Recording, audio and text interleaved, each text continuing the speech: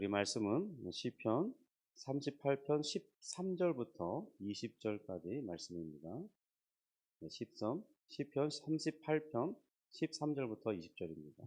여러분 찾으셨으면 같이 13절부터 20절 말씀을 합독하도록 하겠습니다.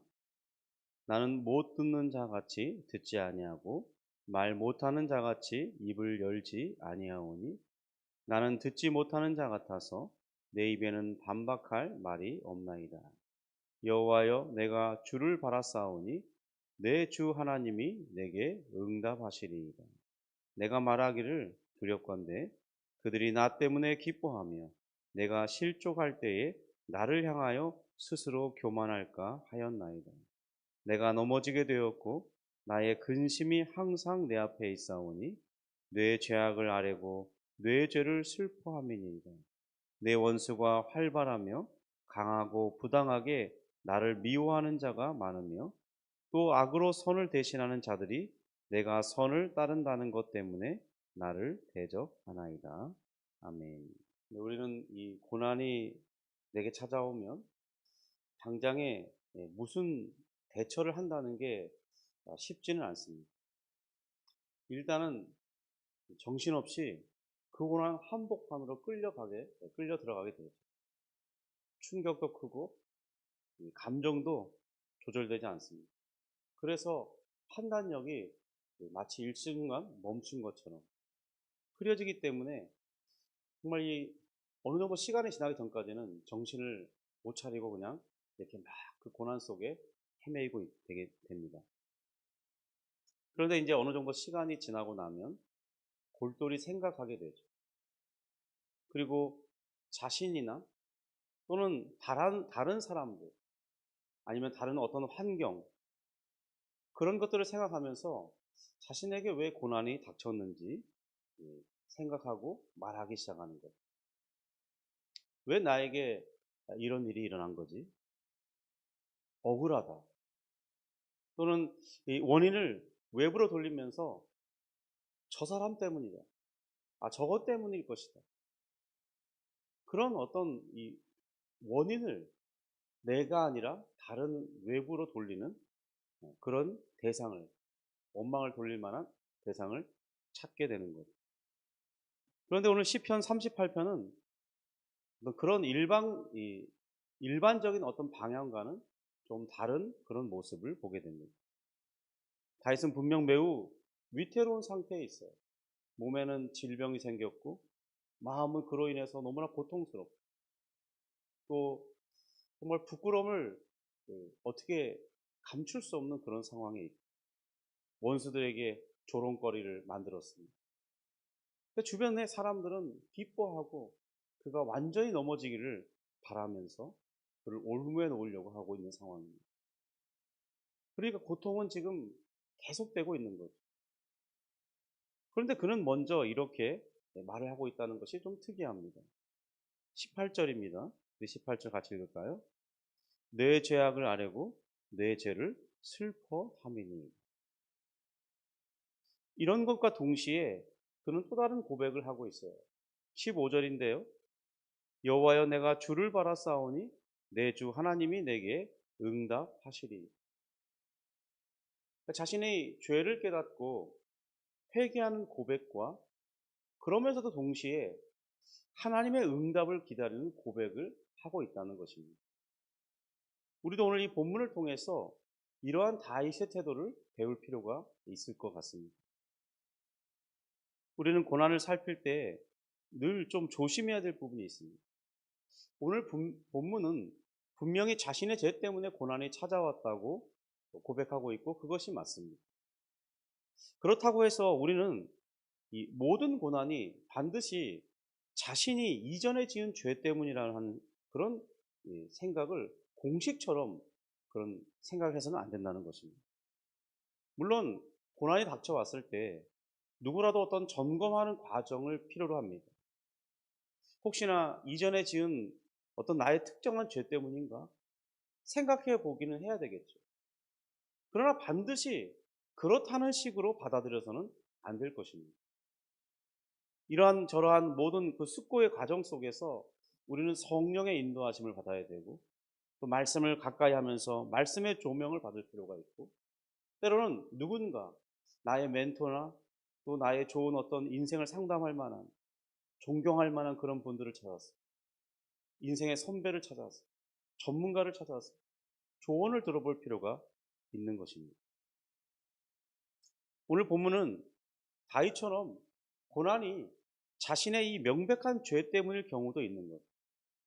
사실 우리의 상당한 어떤 이 고난 속에는 다윗처럼 자신의 죄 때문일 경우가 의외로 많이 있습니다.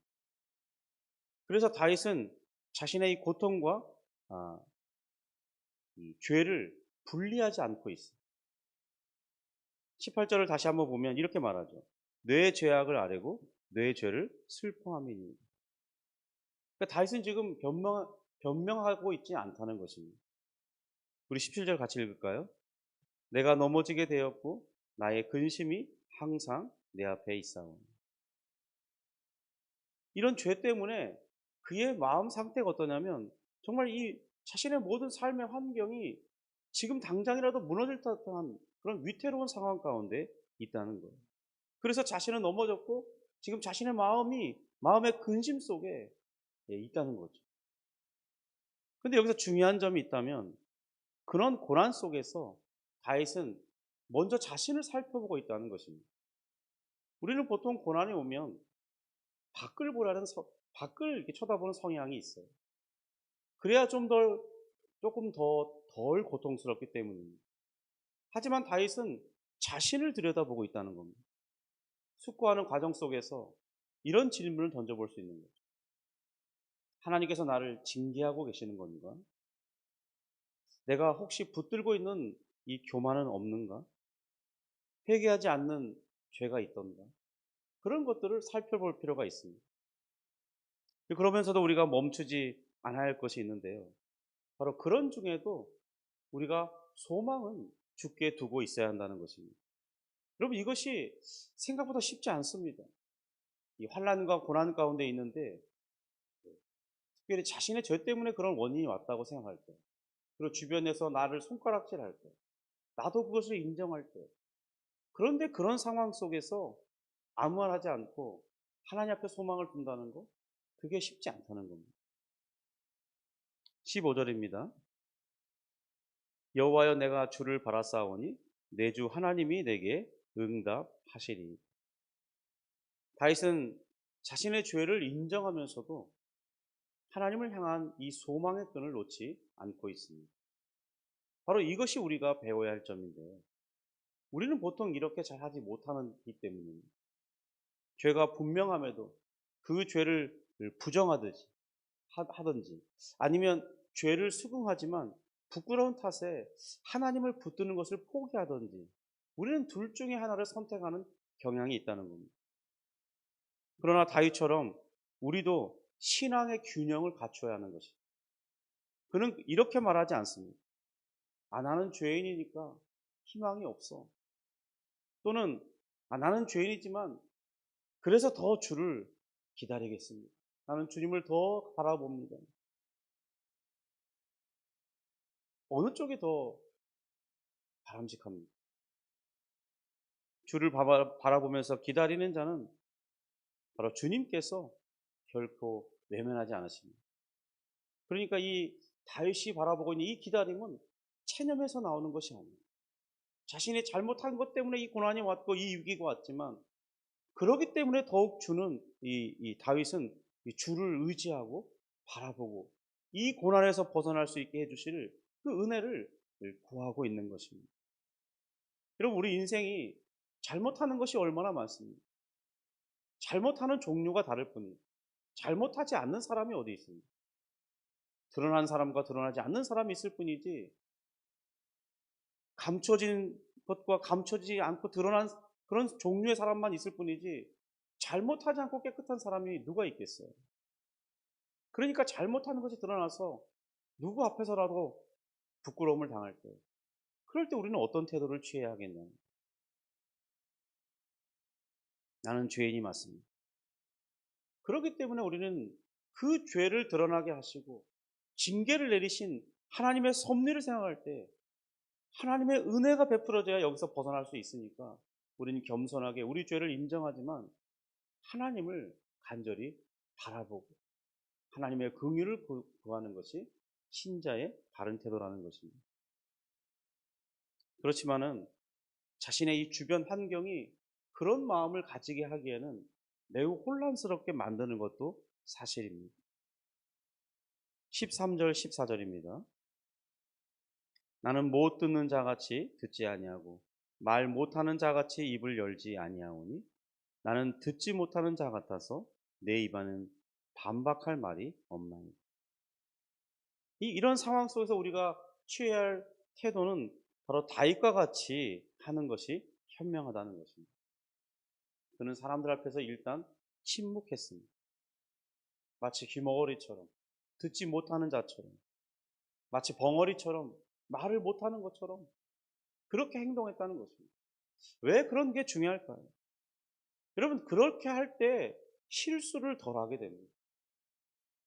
사람들이 무엇인가 자꾸 물을 때, 그거 아니야, 그건 아니고 이래서 이렇게 하게 된 거야, 말하려 하면 사람들은 있는 그대로 받아들여 주지 않아요.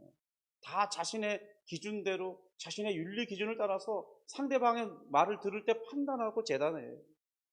그리고 어떻게 그 사람의 그 환경을 다 알 수 있겠습니까? 어떻게 똑같은 환경이 있을 수 있겠습니까? 그러니까 그 사람이 말할 때 자신은 정말 정직하게 자신이 어쩔 수 없는 그런 환경 혹은 죄를 범한 실수를 말할 때 그 있는 그대로 받아들이지 못한다는 거예요. 그러면 또 다른 오해를 낳고, 마치 욥과 그의 친구들이 말을 할 때 결국 이것이 오해를 낳고 오해를 낳아서 쟁론이 되고, 그죠? 많은 그런 말다툼을 하게 됐잖아요. 엉뚱하게 된 거죠. 위로왔던 친구들은 이 욥을 정죄하게 되었고, 위로가 될 만한 친구들이 왔다고 생각했는데 자신을 정죄하는 친구가 되어버린 거죠. 원수가 되어버린 것이죠. 그러니까 차라리 지혜는 침묵하는 것이 지혜롭다는 거예요. 여러분, 변명은 또 다른 문제를 낳기 쉽습니다. 그리고 우리가 왜 귀머거리처럼, 벙어리처럼 정말 위기의 순간에 잠잠하는 것이 좋겠습니다. 우리가 신앙이 있다면 반드시 하나님께서, 그런 징계를 내리신 하나님께서 하나님이 정하신 때에 그 위기에서 건져내시고 나를 새롭게 하실 것이라는 그 믿음을 가지고 우린 그렇게 또 기도하겠죠. 하나님 도와주옵소서. 제 잘못을 인정합니다. 이런 환경에서 건져주옵소서. 회복할 수 있는 기회를 주옵소서. 살려주옵소서. 이런 기도를 드리지 않겠습니까? 우리가 읽었던 이 시편 38편 사실 마지막에 보면 다윗이 그렇게 기도하고 있어요. 21절, 22절을 보면 이렇게 기도합니다. 여호와여, 나를 버리지 마소서. 나의 하나님이여, 나를 멀리하지 마소서. 속히 나를 도우소서. 주 나의 구원이시. 이것이 벌써 다윗의 기도 속에 있지 않습니까? 그러니까 차라리 말을 하지 않는 것이, 듣지 않는 것이 내 마음의 상처를 덜하게 하고, 그리고 하나님의 응답을 바라보는데 집중할 수 있는 좋은 방법이기 때문입니다.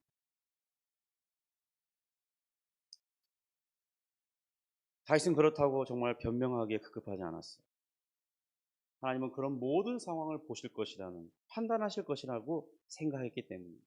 바로 이것이 균형 잡힌 믿음이라는 것입니다. 믿음은 내가 옳다는 그런 확신을 말하는 게 아니에요.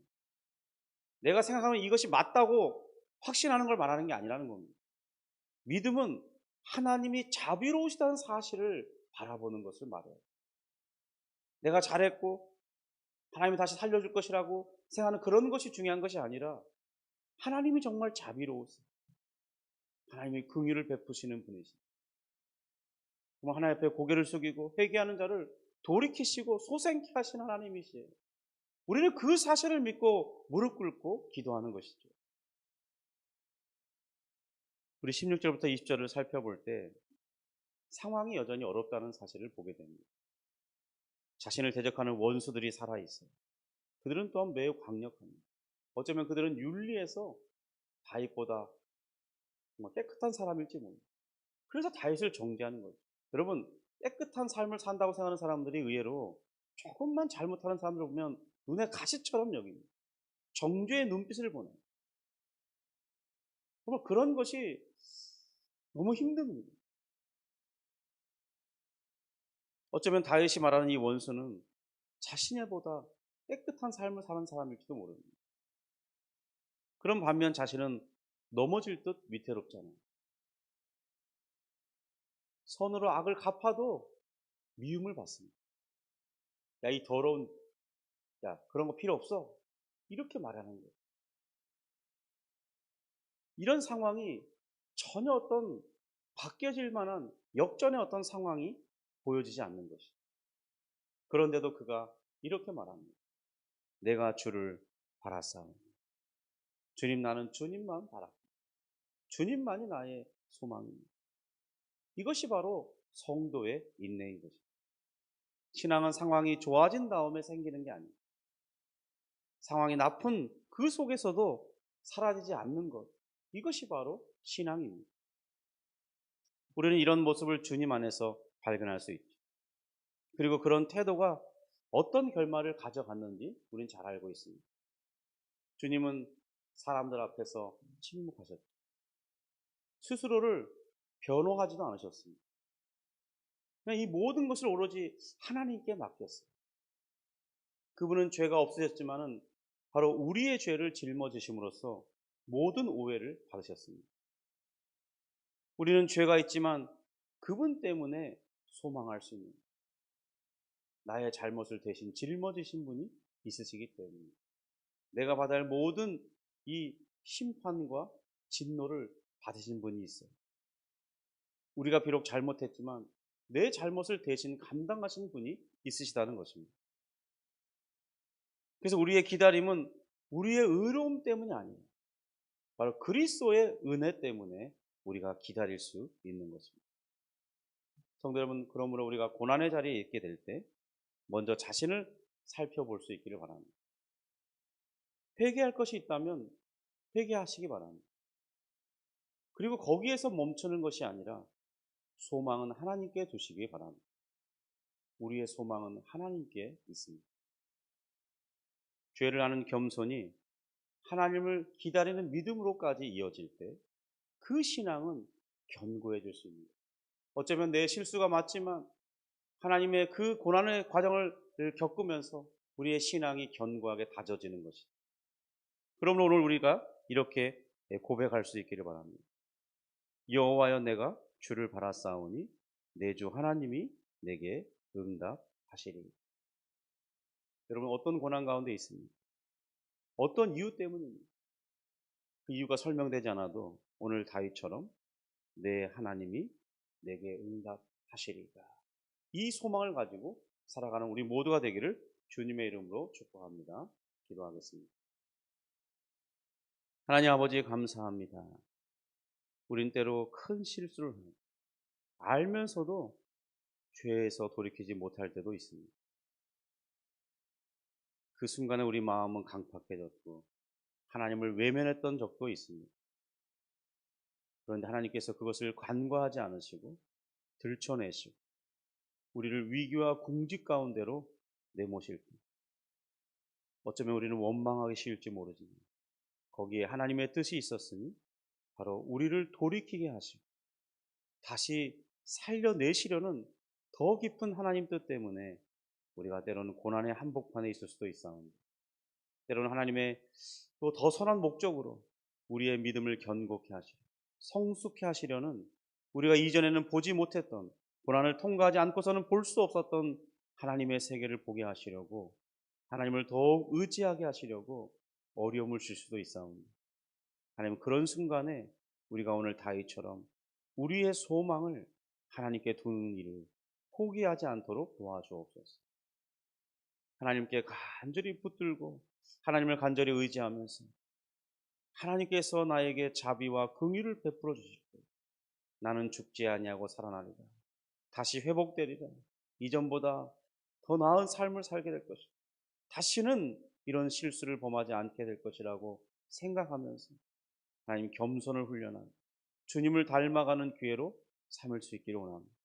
그러면서도 우리의 소망을 하나님께 두는 그 신앙을 배워내기 원합니다. 주님, 도와주시고 인도해 주시옵소서. 하나님 아버지, 우리 주변에 기도를 필요로 하는 사람이 정말로 많습니다. 주님, 우리의 많은 간구와 기도 제목 속에 주께서 들어주시고 주께서 반드시 응답해 줄 것을 생각하면서 오늘 기도의 자리로 나아가기 원합니다. 주여, 우리에게 기도의 힘을 더하여 주옵소서. 성령으로 충만케 하여 주옵소서. 우리를 이끌어 주시옵소서. 예수님의 이름으로 기도합니다.